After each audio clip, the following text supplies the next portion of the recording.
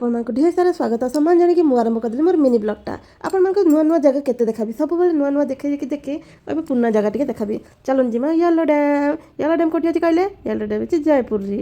ଆମର କୋରାପୁଟ ଜୟପୁର ଆଜ୍ଞା ନିଜର ଗାଁଟା, ନିଜର ମାଟିଟା, ନିଜର ଓଡ଼ିଶାର ଗୋଟେ ପାର୍ଟ। ଆପଣମାନେ ଭୁଲିବେ ନାହିଁ, ଏଇ ଜାଗାକୁ ନିଶ୍ଚିତ ଥରେ ବୁଲି ଆସିବେ। ଦେଖ ଏଥିରେ ଲୋକ ଗୁଡ଼ାକ ମାନେ ଅତି ସରଳ, ଅତି ନିରୀହ, ମାନେ ଆଦିବାସୀ ସମ୍ପ୍ରଦାୟର ଲୋକମାନେ ଦେଖୁନ୍ କେନ୍ତା ଯାଉଛନ୍ ମୁଣ୍ଡରେ ମାନେ ଏତେ ବଡ଼ ବଡ଼ ବୋଝ ଧରିକି ଯାଉଥିବେ। ଶାଗ ଥିବ, ମୂଳା ଥିବ, ବିଭିନ୍ନ ପ୍ରକାର ଜିନିଷ ଦେଖୁନ୍। ସେ ମା ଜଣକ ଯାଉଥିଲେ, ତାଙ୍କଠାରୁ ଆମେ ଶାଗ କିଣୁ। ଅତି ନିରୀହ ସେମାନେ, ଓଡ଼ିଆ କଥା ବି ବୁଝି ମାନେ ପାରବାଟା ବହୁତ କଷ୍ଟ।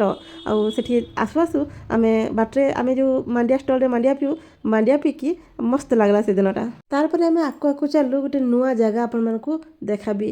ଆଉ ଆପଣମାନେ ଛୁଆଦିନେ ଏନ୍ତା ଜିନିଷ ମାନେ ୟୁଜ୍ କରିକି ଖାଇଛନ୍ କି? ନିହାତି ଭାବରେ ମୋତେ ମାନେ କମେଣ୍ଟ କରିକି ଜଣାବେ। ଦେଖୁନ୍ ଦନାରେ ମୁଁ ଖାଉଛେ ପୁରୀ ସାଙ୍ଗରେ ବରା, ଯେଉଁଟାକି ବହୁତ ଟେଷ୍ଟ ଥିଲା। ଆପଣମାନେ ଯେତେ ଫାଇବର ପ୍ଲେଟ୍ରେ ଖାଉନ୍, ଯେତେ କାଚ ପ୍ଲେଟ୍ରେ ଖାଉନ୍, ଯେତେ ଯାହା ବି ଖାଉନ୍, ଦନାରେ ଖାଇବାର ମଜାଟା ହିଁ ଅଲଗା।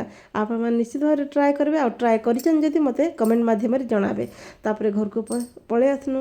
ଆଉ ଗୋଟେ ସ୍ପେଶିଆଲ ଚା ବନେଇଦେଲି ମୁଁ ମୋ ହଜବେଣ୍ଡ ଲାଗି। ଆଉ ତାଙ୍କର ଲାଗି ଗୋଟେ ସ୍ପେଶିଆଲ ଚା ବନେଇକିରି ବହୁତ ସାରା ପ୍ରଶଂସା କଲେକ୍ଟ କଲି। ଏନ୍ତାକି କେବେ ନାହିଁ, ପିଲା ବାଗି ପ୍ରଶଂସା କଲେ ସେ। ଆଉ ମୋତେ ଟିକେ ପ୍ରଶଂସା ଦରକାର ନିହାତି ଭାବରେ। ତ ଏତେ ପରିଶ୍ରମ କରିଥିବି ତ ପ୍ରଶଂସା ନାଇଁ ଦେଲେ ତ ଭଲ ହିଁ ନାଇଁ ଲାଗେ। ତାପରେ ସବୁ କାମ ଧାମ ସାରିକି ଗାଧା ପାଧା ସାରିକି ଆଉ ବୁଢ଼ା ବାପା ଜଣେ ବସିଥିଲେ, ତାଙ୍କୁ ଦେଇଦେଲି ମୁଁ ଆଇରନ୍ କରବାର ଲାଗି। ତାପରେ ପଳେଇଗଲି ଚାଉଳ ଫାଉଳ ଟିକେ ନଥିଲା, ଚାଉଳ ଫାଉଳ ଆଣିକିରି ମୋର କୁକିଂ କାର୍ଯ୍ୟ ଆରମ୍ଭ କରିଦେଲି। ଭାତ ସାଙ୍ଗରେ ଆମେ ଡାଲି ତ ନାଇଁ କରି, ପରିବା ମାନେ ଆମର ସେ ମଞ୍ଜି ତରକାରୀଟା କଲି, କୋବି ସବୁ ବାଇଗଣ ଫାଇଗଣ ମିକ୍ସ କରିକିରି। ତାପରେ ଗୋଟେ ଖଟା କଲି, ତାପରେ ଶାଗ କଲି। ସବୁ କରି ସାରିଲା ପରେ ସେ ଆଇରନ୍ ଆସିଗଲା ଆମର ପାଖକୁ। ଆଇରନ୍ଟାକୁ ରଖି ରୁଖା କରି ଭାତଟା ଗାଳି ଦେଲି।